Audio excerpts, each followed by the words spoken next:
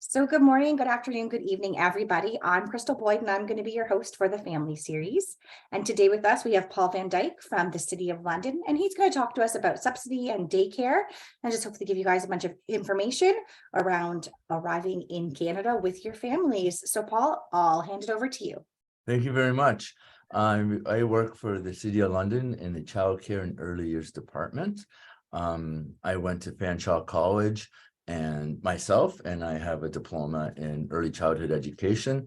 And I worked in the childcare field as a preschool teacher started in 1997, and then I moved up to a center director, and then I've been with the City of London since 2014. So our department has a mandate statement, and the childcare and early years team is guided by a shared commitment to the health and well-being of all children and families. We work in partnership with the community to create a strong system of childcare and early years supports that give children the best start in life. Together, we honor children as valued, capable people, the future of our community. The childcare fee subsidy program supports eligible families with the cost of childcare by paying a portion of the total fee as funding permits, and we serve families in English and French. The federal government and the Ontario government has a new program which is called the Canada-wide Early Learning and Childcare. It is a plan to reduce the cost of childcare for families in Ontario. Right now, the plan started in 2022, and right now for full fee families, the cost of childcare has been reduced by 52.25%. Families on fee subsidy, that reduction is 50% of their daily parent fee, which we'll talk about soon. And this program is only for licensed childcare. So any type of recreational camps that we do, like our summer camps, are not included. So the first step is kind of trying to find childcare in London. And what we have is a good resource is our family info. It is a London Middlesex centric site, which has resources. So family info is a collection of essential parenting and family resources designed to help families thrive no matter what stage or background or circumstances. So with the family centers, this slide has a list of the different family centers within the City of London. Each of them have programs, and you can actually go to the family centers, and they can also help you look for childcare, help you apply for childcare fee subsidy. But within Family Info, it also provides various information on childcare topics, like what's the difference between a licensed childcare versus unlicensed, what to look for, and what questions to ask, and then also how to actually apply to the different childcare sites. And then from there, it'll take you to applying for childcare in London and Middlesex. This is like a centralized centralized wait list, or a place that you can be able to see where you live, where you go to school, where you live, where you could be working, and all the childcares in between. And you'll be able to apply to different childcares, but we also encourage you to contact each childcare program directly to see if there's any additional steps that you need to do. And I will have to admit right now, finding childcare in London is very challenging, and we do have a lot of wait lists. So the sooner you can put yourself on a wait list, the better chances. And I would also say is if you live in one neighborhood, look to expand out and put your name on several different lists. Don't count on the childcare that is in your neighborhood, but to put your name on several different lists and have continued contact with the family, with the childcares, to see when if you're able to get a spot. So when it comes to the fee subsidy, we support licensed childcare, licensed home care, which I'll talk about, before and after school programs, which are, in Canada, elementary school goes from 9 to 3:30. And so before and after programs, exactly what it is, generally starts at 7 in the morning until 9, and then 3:30 till 5:30, because not everyone are able to work 9 to 3:30. We do non-school days like PD days, which are professional development days, March break, winter break, and of course summer. And then we also support summer camps at the Boys and Girls Club, the YMCA, the City of London, and Museum London. We fund 5 days a week, full-time, part-time, half days. Care is really determined on need. So if you're only taking one course, we'd probably just give you one day of childcare for fee subsidy. If you're working full-time or you're a full-time student, you can expect full-time coverage. What licensed homes? So licensed childcares are childcares that are in buildings, standalone sites, and they are your traditional typical classrooms which are age appropriate. Licensed home care are actually in people's homes, and they are regulated and licensed by the Ministry of Education.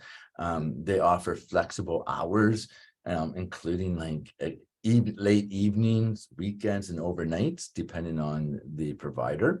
They are committed to professionalism and quality childcare. They all have their CPR and first aid, and they benefit. There's agencies to give them supports on who help them with their curriculum work, and it also meets the need if you think that your child is too big, or it's not what you want for your child to be in a classroom setting at that age, and you want a more home setting, licensed homes is that. It's in people's homes, and it's a great alternative to licensed childcare sites. So when it comes to childcare fee subsidy, to qualify, you need to be working, going to school.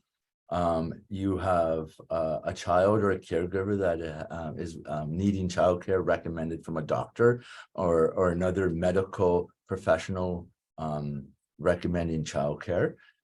You have basically one or more child up to the age of 12. You live in the City of London, and you meet our financial requirements.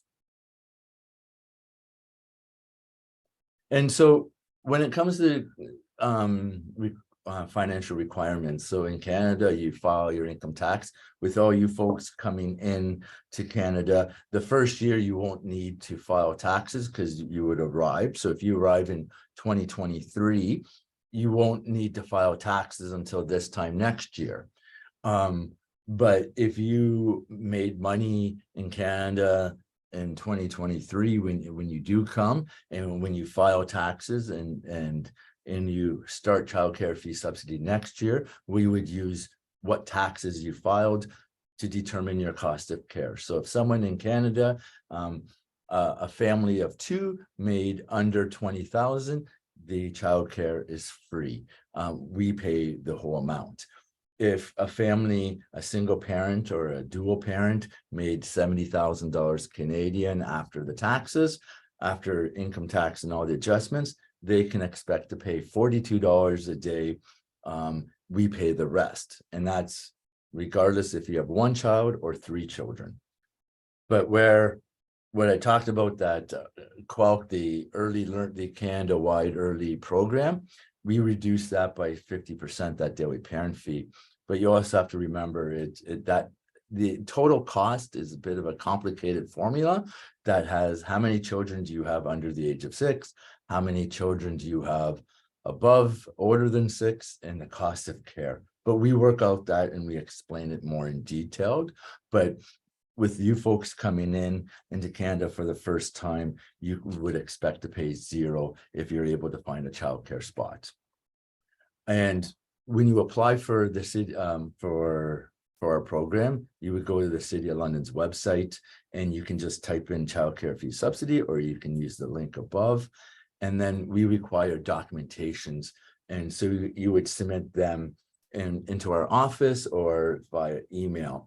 And, for you folks, we would be looking for, we'll get what is needed. So what we really need for your first years coming in, we don't need your notice of assessment. So I'm just going to skip this slide.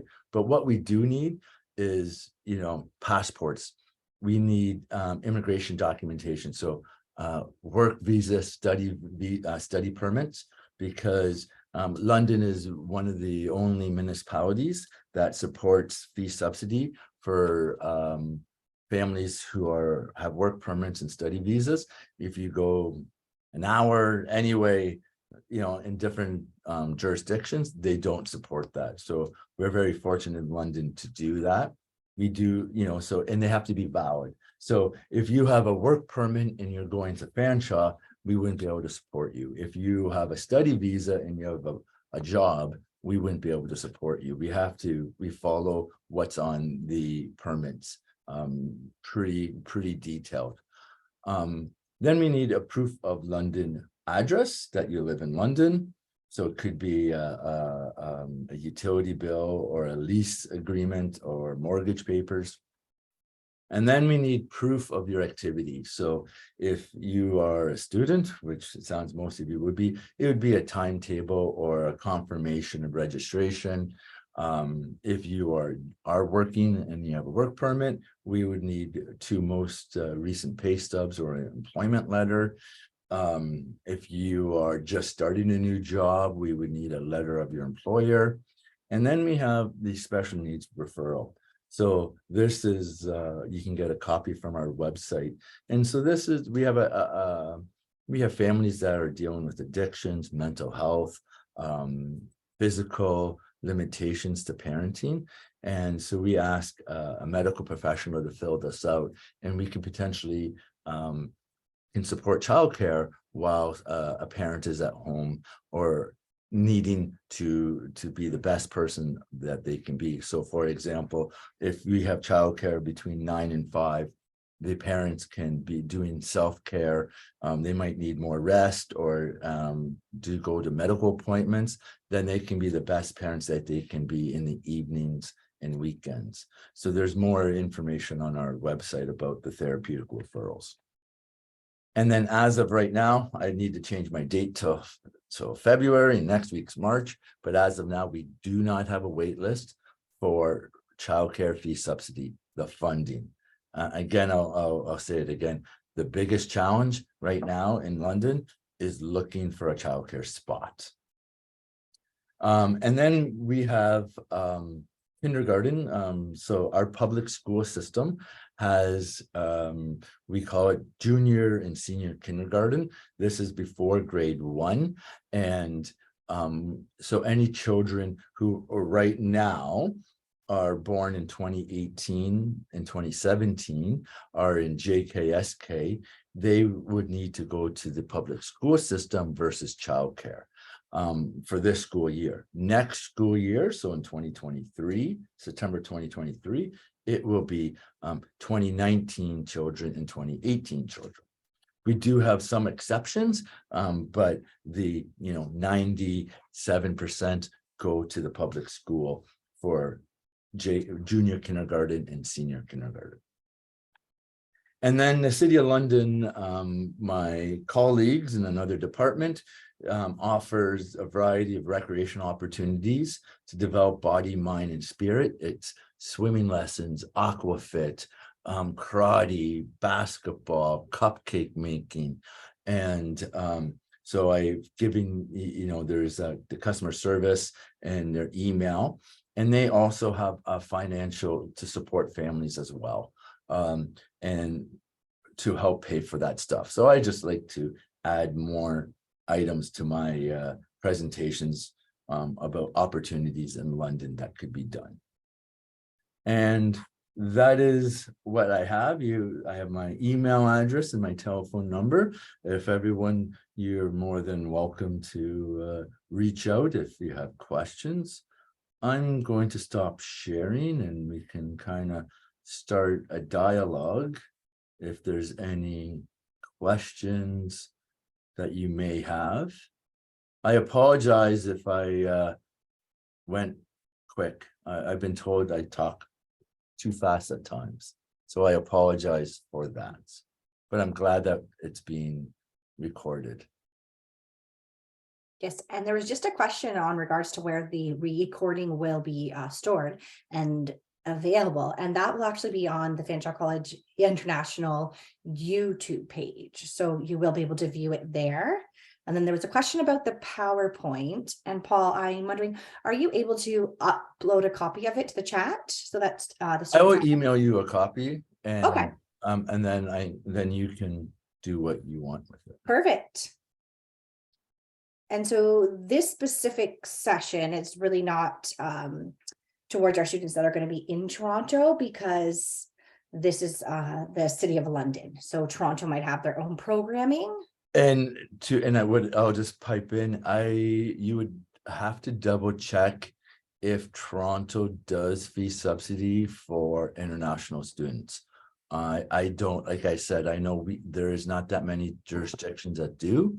We are one of them. I don't have a list of everywhere in Toronto, Toronto being one, who does or does not.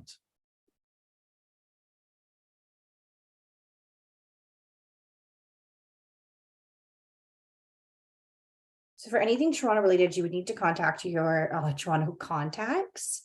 We really don't have access to what You services. can, if you just type in, Toronto childcare fee subsidy, you would be able to find the municipal page, and you would be able to go in and find an email address and ask them about it. And you can also ask if there's, the best way to locate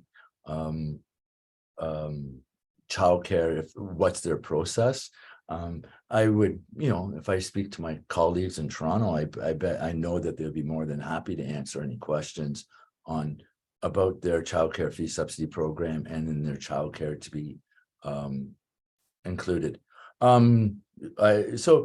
Before I get to that chat question, Julianne had her hand up. Can we go there first? And then I will ask question. I can go to the other question. Juliana? Yes. Good morning, Paul. Hello. Thank you so much for this presentation and information. No problem. I used this program last year for the summer camp of my kids, and I really appreciate all of these initiatives that the City of London have with international students. Really appreciate it. Thank you so much. I have a question. This year, I am going to graduate from my program, and I am interested in extend my work permit, get my post-graduation work permit.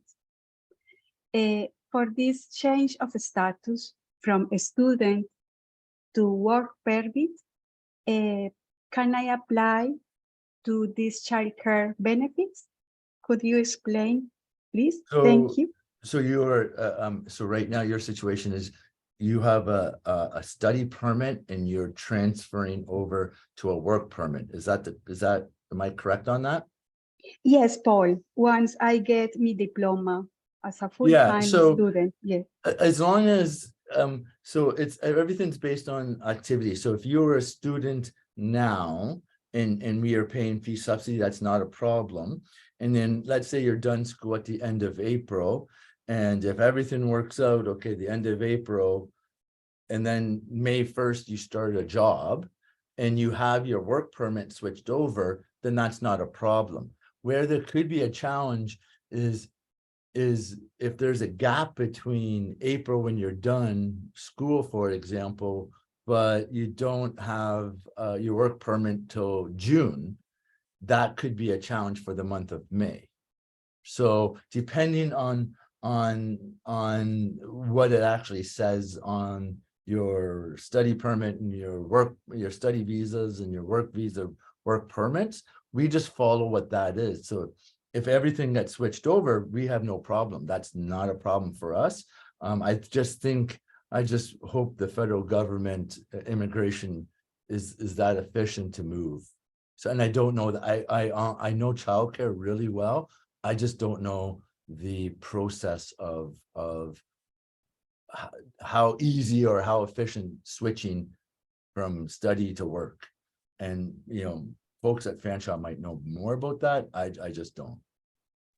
Thank you so much for this. The message is there is a flexibility, depends on when I get all my permits in order. Thank you so much. No problem. Thank you. So if I go to the chat, can we be included in the wait list, even that we don't have an address? I would use Fanshawe College as an address. So if you are signing up on the wait list, I would put Fanshawe College as your wait list, as your address. When you do arrive in Canada, then you can just switch that address to wherever you're located. From a fee subsidy perspective, we don't anticipate that we'll run out of funds. So it's almost like once you get a childcare spot, then you can kind of submit everything in to help pay for it.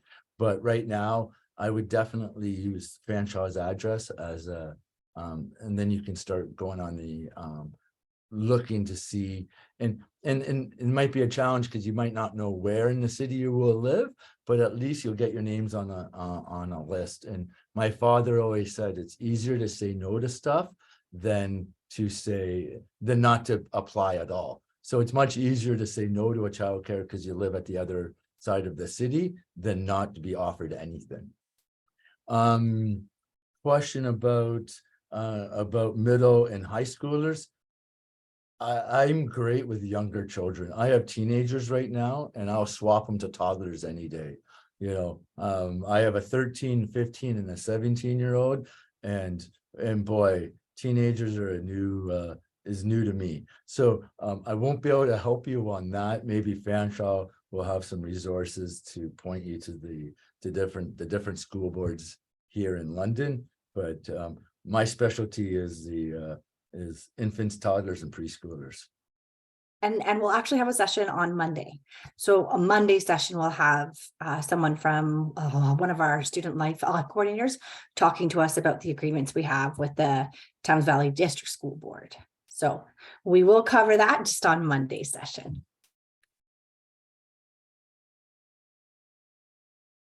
Okay. Oh, if there's nothing else, please reach out if you have questions to my Fanshawe colleagues.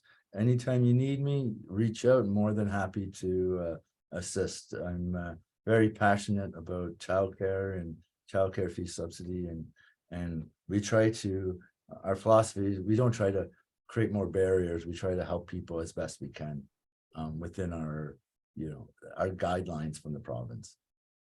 Thank you so much, Paul. This is great information. And for everyone, if you want to stick around, we are going to talk a little bit about housing. So we won't make poor Paul sit through that, but if you guys want to stick around, we are going to talk about that. So thank you, Paul. No problem. Take care. Bye, everybody. Okay, perfect. So I'm just going to talk to us a little bit about housing, sort of what that looks like here in London. And sort of what different options there is and some resources. So I'm going to share my screen. Can everybody see that okay?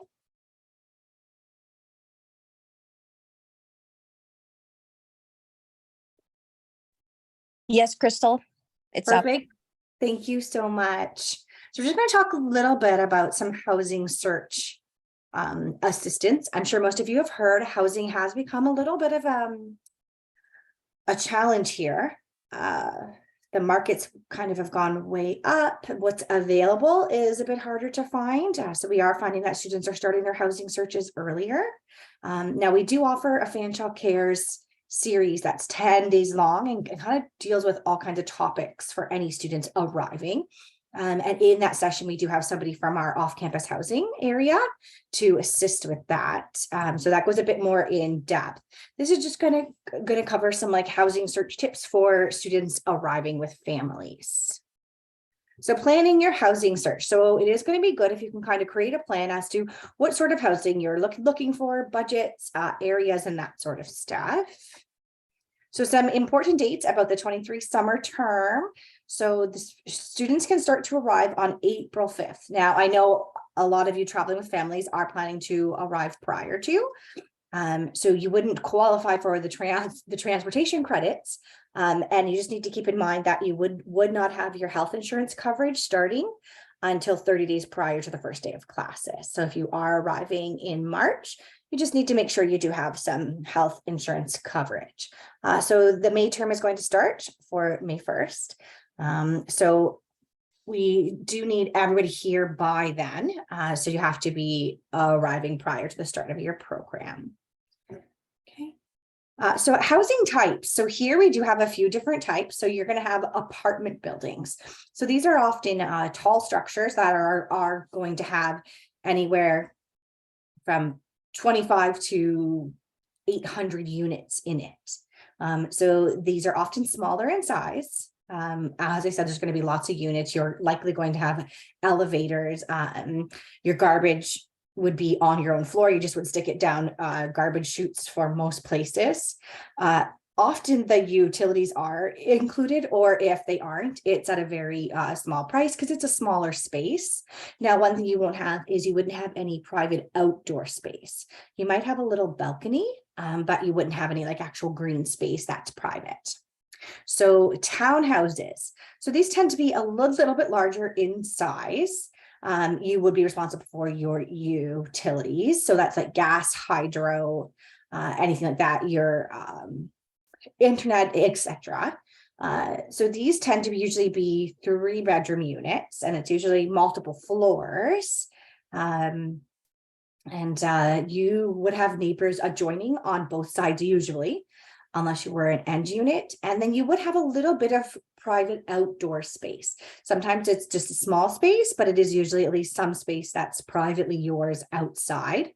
And then we do have houses that have multiple units in them. So this is a house that's been zoned to have multiple apartments in it. Often these will be found in the basement. And basement might sound kind of dark and scary, but basements are actually a great option. You just need to make sure that they do have legal size windows and stuff for exits. And often with the way things are built now and stuff, there is a lot of light and exposure. You may have some access to a yard in a multi-unit house, and it would just depend on that. And some may have utilities included and some may not. So then we have a semi-detached house. So this is going to be larger in size, and it's usually just 2 units that are attached. So you would share like common walls with them on one side. And here you may actually have like your own parking spaces and yard. And then a fully detached house. So that's going to be a house that is completely yours. So this is obviously going to be a bit of a larger space. You would have full privacy in the house, but you would also be responsible for all of the utilities, which tend to be a bit more because it's a whole house. So it's a whole house you have to heat and do hydro for and stuff. But any yard space would be exclusively yours. And then, of course, you wouldn't share any walls with anybody else because it's a fully detached house. So these are sort of some options around what different types of housing look like. Because I know depending on where you're coming from, your housing structures might look very different. Apartment building styles are probably going to be the least expensive option because they do have the smallest square footage typically. So it really depends on what you're looking for. And with our families, that's why I put in the options of like a full house and stuff. Is just because you might want more of that privacy and you might need more of that space if you're traveling with multiple children. Okay, so those are just some ideas of when you're house searching, when it shows up different styles. This is kind of a bit of an intro to what those might be. So housing resources. So using like the off-campus resources that would be linked off of our page is not going to likely give you a lot of housing options for families. It's going to give you a lot of like, roommate searches and stuff. So I have compiled some options here for looking for houses. And then you can, from each of these sites, narrow it down to, do I want a townhouse style? Do I want an apartment? Am I looking for a full house? Sort of what options you want. And then you can search by each of those. So, and I'm going to share this PowerPoint into the chat at the end so that you will have access to this. And then here there is a little area here that says get to know your neighborhood. So this just kind of helps you that if, okay, so you've decided you want to live near Fanshawe and you're going to be in the Carling Heights neighborhood, for example, this would allow you to sort of look at what stuff is around you. Grocery stores, banking, any of the things that are going to make your daily life a little bit easier. Those are things you're going to kind of want to be able to look at prior to deciding on where to live. Okay. Now, if you are deciding that you are going to sign a lease from out of country, which we usually don't recommend, only because you're at risk of it not being the actual house. We have had students arrive and discover that the housing that they thought they'd signed a lease for or are showing up to rent a room in, and it doesn't actually exist the way it was pictured. So you could connect before leaving and then maybe see it prior to. A lot of our families do plan to stay in short-term accommodations for a couple weeks just to get settled and then have a chance to find housing. But this is a great resource as far as looking at different options and different areas of the city. And then once you have an idea of the areas, then you can also use that to kind of look at what daycares and stuff are in your area. Whoop. So our website will also have some links to the City of London links for getting to know London, and also things like rental agreements and lease agreements and things like that, so that you sort of have access to what those should look like. Because in Ontario, there is a standard lease. So when you are agreeing to take a place, which we recommend doing only once you've seen it, you would sign a lease, and that lease is likely going to be for a year. So it's usually for a 12-month term. And you are obligated, if you sign that lease, to stay there. Of course, now there are reasons and if exceptions and things that could happen that you could challenge that, which Glenn Matthews, who is our housing mediator, will talk about all of that stuff in our actual housing session for the Fanshawe Cares Live series. So Fanshawe Cares Arrival Services. So I kind of touched on this a bit at the start, and this is just that we do offer a free shuttle from Toronto Pearson Airport to your local accommodation. Now, if you're traveling with family, which I suspect everyone in this session would be, you would qualify for a transportation credit instead. So this is where you would book your own transportation on whatever of our partners you deemed the best fit. And then you would be able to send us in your receipts and qualify for a transportation credit.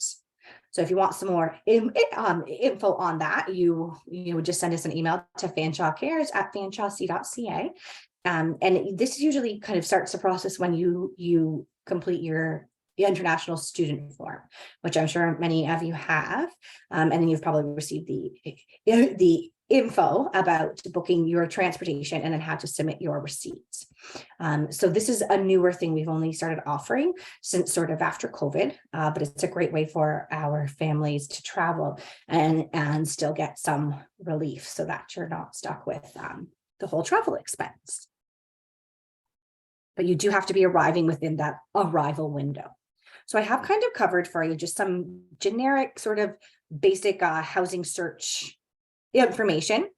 And hopefully that kind of gets you started. And even if it's just thinking about what sort of living do you want to experience, maybe an apartment works for you. Maybe you really want like your own space, your own house. So hopefully that gives you some info to make that choice and then start your search.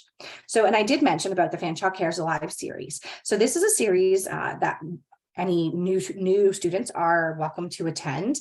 And this sort of covers a huge array of services offered to you as Fanshawe students. So some will be from within the college and some will be outside.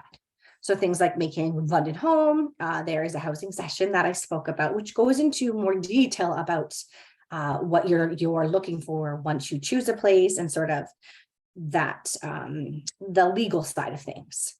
Job searching, career services, academic supports, the wellness center, more care, your FSU. We do have a session with a student life coordinator. So tons of options. It does run over 10 days. And you could either attend every session or just attend the ones that do make sense for your specific needs. But now this does cover the services offered to our students out of our London, Woodstock, St. Thomas, and Simcoe campuses. If you're a Toronto student, most of these things won't really apply. And that's just that the Toronto campus is more of a private partnership. So it's not with all of our student services. So hopefully that gives you some basis to start your search. Maybe some of you have already started your search, but we do hope that you will attend the next family sessions. So Monday and Tuesday of next week, we'll have new guest speakers here to talk to us about different services and resources that could help you guys as our incoming students. So ways to stay connected. So Fanshawe International on Instagram and Facebook, and same with the FSU. It's a great way just to keep up to date with what's happening on campus and stuff. And there are some contacts here for contacting us at the International Center. And if you're not sure, you can always send an email to fanshawecares@fanshawec.ca. So that's monitored by myself and a team who look after all of the programming and the emails and your arrival services. So that's it for the PowerPoint. So I will stop that share. And then if there is any questions, I'd be happy to answer those. I do see there is some private messages, so just let me take a look here. So yes, so there is a question here just regarding if Fanshawe has a daycare, and unfortunately we don't. It's just not a service we have on campus, but there is a lot of daycares around us. But as Paul was saying, there can be a bit of a wait list, and that's just because the amount of people that want to access the daycare services and the spots are sometimes just don't align. We do see the hardest age group to get a daycare is going to be for littles 12 months and under, even up to about 18 months, because those children would go into an infant room and they have the least amount of spots. So do we have sessions for immigration advising? So if you wanted to speak to a student life coordinator, you would need to book an appointment with them directly. We will have one on talking to us a little bit about the Thames Valley District School Board partnership and agreement, but that won't really be to do with immigration advising. So for that, you would need to make a private appointment. Yeah, so as far as like extensions and any of that, that's not something that we'll cover in this series or even in the Fanshawe Cares Live series, but you are welcome to reach out to one of our SLCs to get some supports with that. And then let's see, there's a couple of new messages. Yeah, so I'm going to share this presentation that I just did through the chat. So I'm going to actually upload it. And then Paul is going to send me his, so I can also upload that into tomorrow's chat as well. And then that way you guys will all have access to that. But if you did want a copy of it outside of the chat, you can send an email to Fanshawe Cares, and we would, of course, send that out to you so that you could receive that. Just bear in mind that I don't have a copy of Paul's until afterwards. But hopefully this first session is kind of giving you an idea of what you can expect and some resources and links to start your housing search. I do know that obviously it's an even greater challenge traveling with family when you're moving overseas. It's a whole new country. And then you're also trying to think about things like school registration, daycares, etc. So that's what we're really hoping that these few sessions are going to help you with, to help you feel a bit more prepared and supported as you plan your arrival. So the links for and any links for any other lives can be obtained through Fanshawe Cares at fanshawec.ca. So I'm just gonna put that in the chat here. And there you can access sort of any links, any presentations. If you send us an email, we can get that out to you. And yeah, there's a lot of live sessions coming up and different things that you will likely want to partake in to gain experience and knowledge. And then I'm going to upload my presentation, if it allows me. I say that because sometimes this system is not the easiest for me. It likes to challenge me. So that being said, we will find this.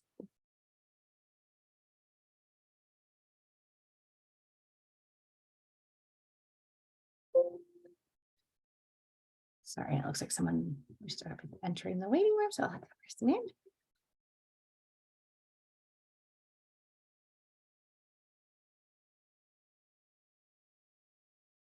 And bear with me while I just try to locate that.